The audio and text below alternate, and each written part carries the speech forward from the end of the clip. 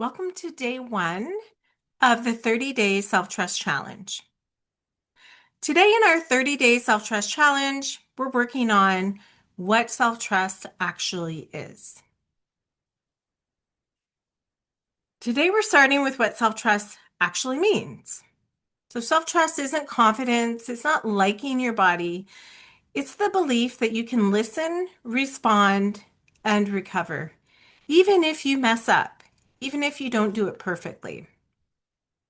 Okay, so we don't have to like our body, but we can learn how to increase our self-trust with our body. So today, the one tiny practice I'm going to invite you to try is to notice one moment today where you did respond to your body or needs, even imperfectly. And you can write it down. You can just kind of keep track, in your brain as you go.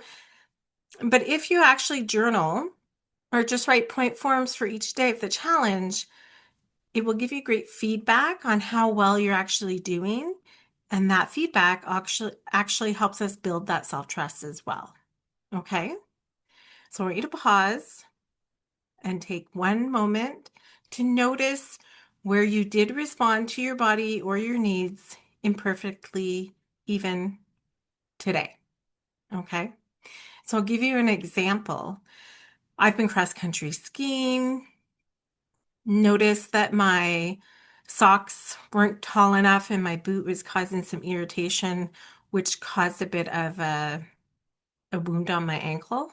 So today, in remembering that feedback from my body, I wore socks that covered that area so I didn't get that irritation. Okay? So that's day 1. Come back tomorrow for day 2.